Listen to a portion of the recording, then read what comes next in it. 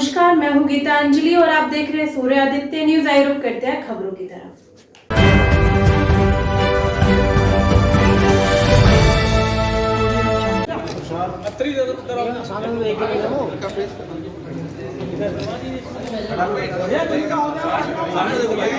Sir एक बार सामने देख लीजिएगा। सीधा ऊपर कर, फेस करो।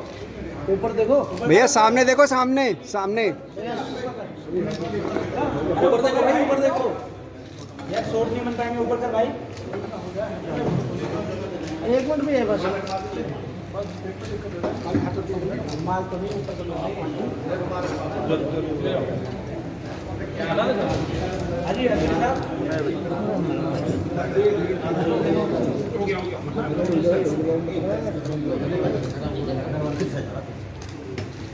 एक व्यापारी द्वारा 10 करोड़ रुपए की रंगदारी मांगने का मामला सामने आया है।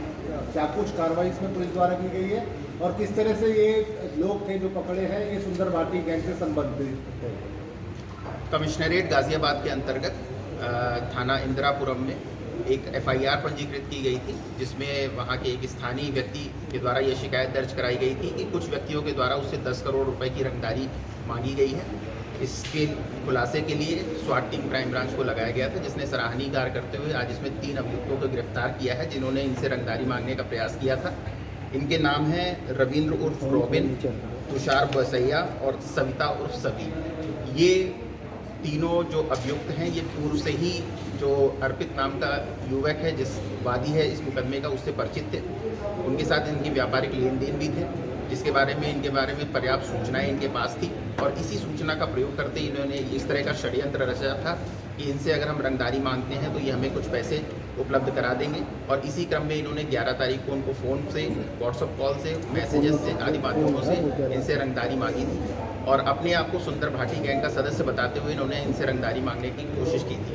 यद्यपि ये आपस में पूर्व परिचित है और इस जो अभियुक्त पकड़े गए हैं, इनका सुंदर भाटी गैंग से कोई लेना देना नहीं है। उन्होंने उसके नाम का प्रयोग करते हुए डराने के उद्देश्य से कि जिससे इनको पैसे मिल सके, इस आधार पर इनसे रंगदारी मांगी गई थी। आज इसमें इन तीनों अभियुक्तों को गिरफ्तार किया गया है। जिस फ़ोन का इसमें प्रयोग किया गया था वो भी बरामद कर लिया गया है। इस पूरे सराहनीय कार्य के लिए स्वाट टीम क्राइम ब्रांच को 25,000 रुपये पुरस्कार की घोषणा भी की गई है। सर, ये किस तरह का व्यापार करते थे आपस में और इस महिला का क्या रोल रहा है इसमें?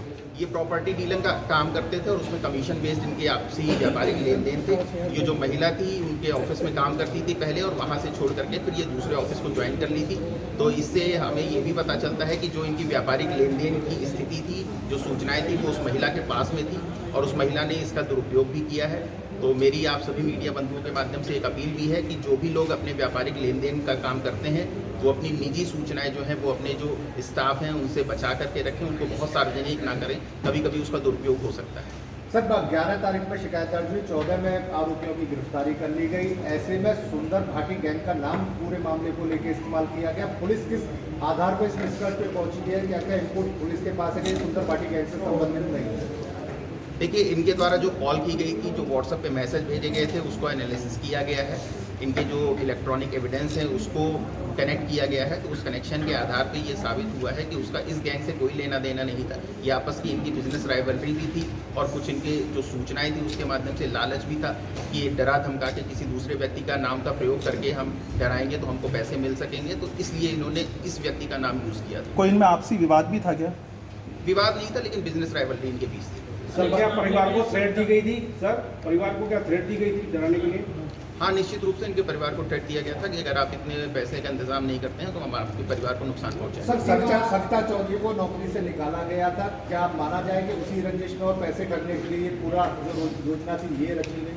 देखिए, उसके पास निजी जानकारियां थी कि फाइनेंशियल लेन देन का क्या स्टेटस है। उस स्टेटस का यूज़ करते हुए उसके मन में लालच आया, तो उसके मन में ये प्रयास आया कि डरा करके ये पैसे लिए जा सकते हैं। तो इस तरह के आधार पर पूरा षड्यंत्र रचा गया था। क्या इससे पूर्व भी इन लोगों ने किसी को इसी तरह से धमकी दे के पैसे वसूले हैं? नहीं, ये इनका पहला प्रयास था।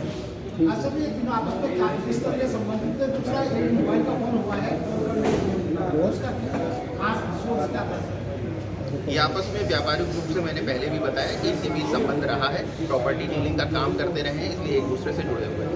ठीक है।